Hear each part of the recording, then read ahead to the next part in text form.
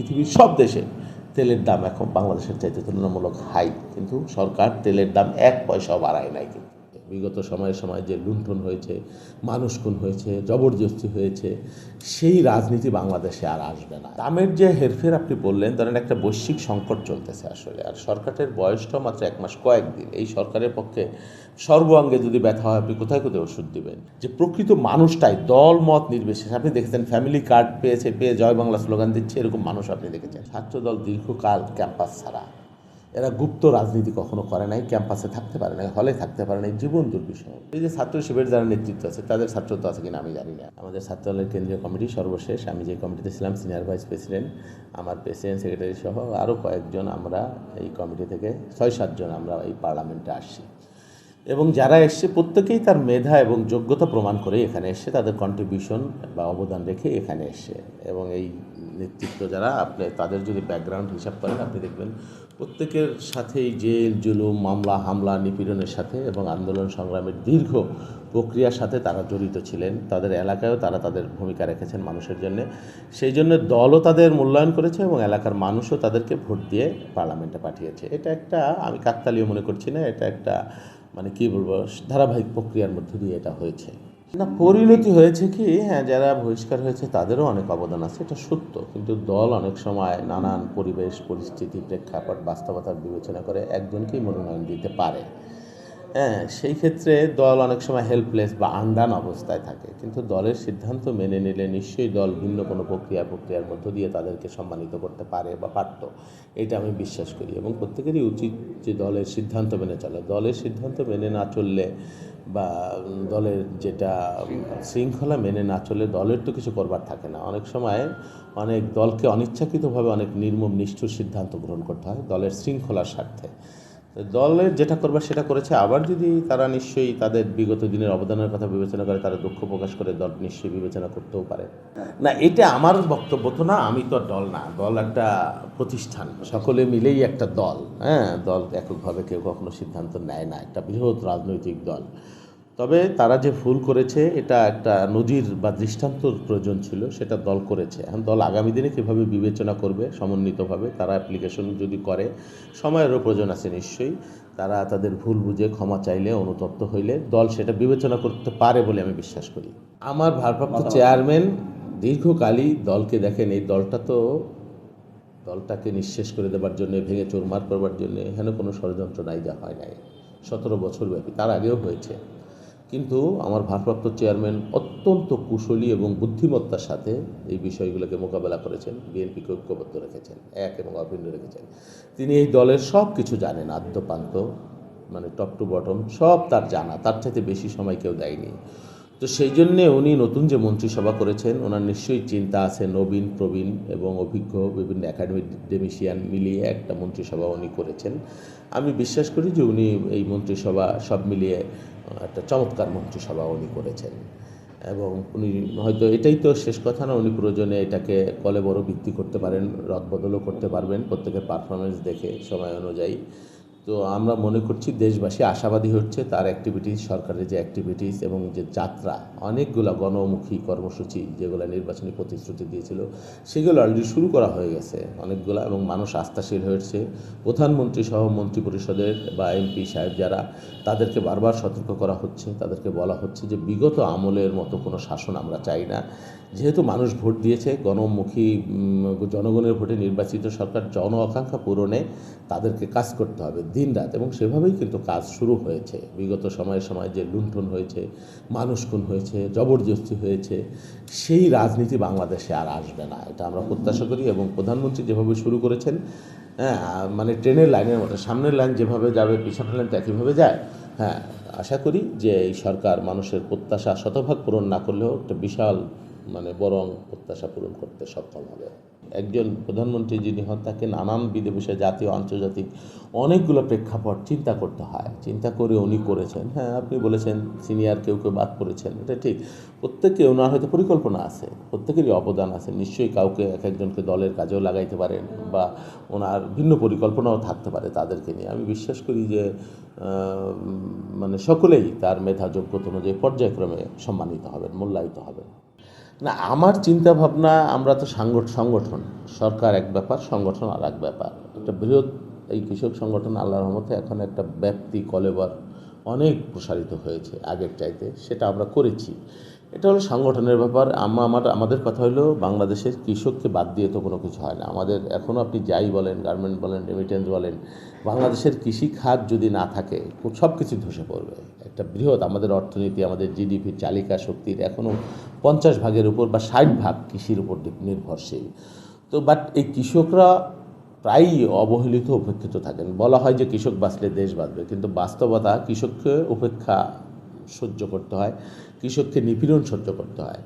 সত্যিকার অর্থে কৃষক বান্ধব সরকার খুব কমই এসেছে। তো আমি ধন্যবাদ জানাই মাননীয় প্রধানমন্ত্রীকে যে তিনি ক্ষমতায় এসে প্রথম ক্যাবিনেট বৈঠকে বাংলাদেশের 12 লক্ষ কৃষকের 1,500 কোটি টাকার কৃষি ঋণ মাফ করে দিয়েছেন, এবং কৃষকদের জন্য কৃষি কার্ডের ব্যবস্থা এই এপ্রিল মাসে উদ্বোধন করা হবে, এবং বাংলাদেশের কৃষকের ভাগ্য পরিবর্তন জন্য সরকারের পক্ষ থেকে যা যা করণীয় সেটা করা হবে। আর আমাদের কাজ কৃষক সংগঠনকে নিয়ে, কৃষক সংগঠনকে তৈরি করা, তাদেরকে সচেতন করা, তাদের অধিকার সম্পর্কে তাদেরকে সংগঠিত করা, এবং তাদের দাবির বিষয়ে সমন্বিতভাবে, যেমন শ্রমিকদের ট্রেড ইউনিয়ন থাকে, তারা হয় স্ট্রাইক করতে পারে, ধর্মঘট করতে পারে, হরতাল করতে পারে, তারা তাদের দাবি আদায় করতে পারে, কিন্তু কৃষক সেটা পারে না। কৃষক হরতাল করতে পারে না, ধর্মঘট করতে পারে না, ধুকে ধুকে মরে।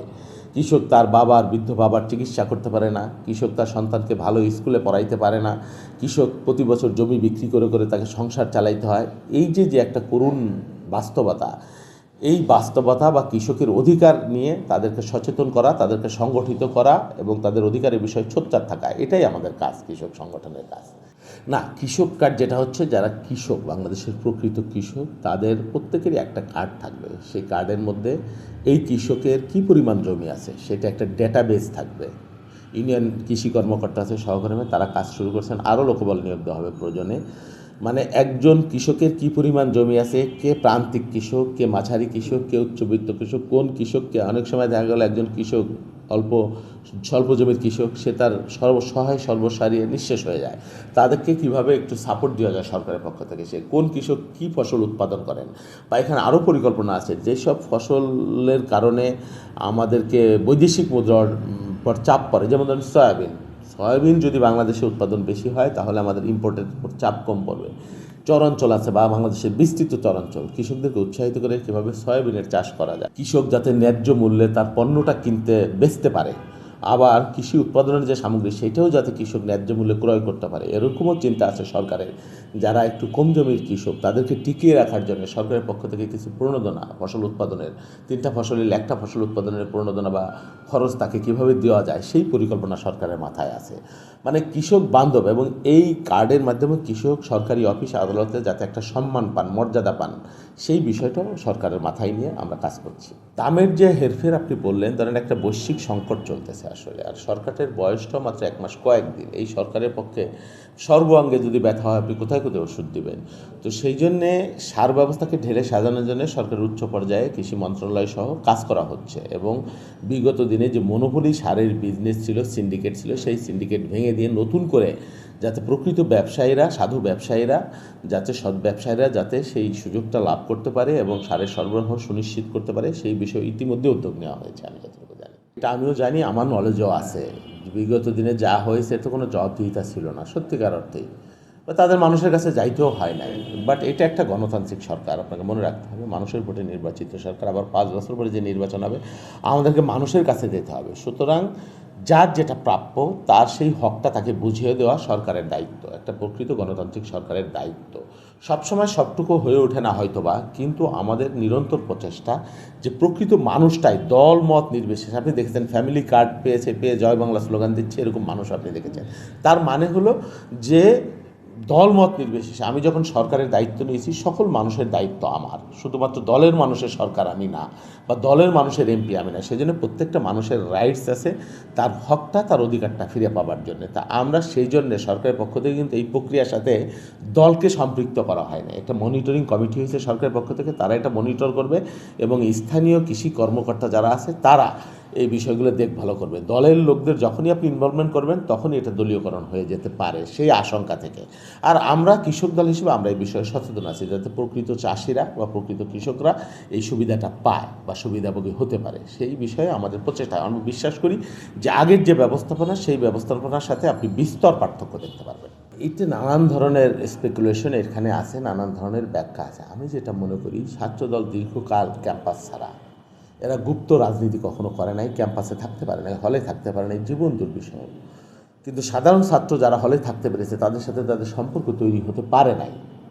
এই প্রেক্ষাপটে যারা আমাদের মানে এই যে গুপ্ত সংগঠন বলা হয়, তারা ক্যাম্পাসে ছাত্রলীগের বেশি হোক যেভাবে হোক ক্যাম্পাসে অবস্থান করেছে, ছাত্রছাত্রীদের সাথে সুদূর প্রসারের একটা পরিকল্পনা নিয়ে তারা মিশেছে, তাদের সাথে একটা সখ্যতা তৈরি হয়েছে সঙ্গত কারণে। আপনি যে এখানে যেতে পারেন না, যাদের সাথে আপনার সম্পর্ক নেই, নতুন করে সম্পর্কের মূল্য আর পুরনো সম্পর্ক, এটার মধ্যে ফার ডিফারেন্স আছে। এইটা হলো একটা বিষয়।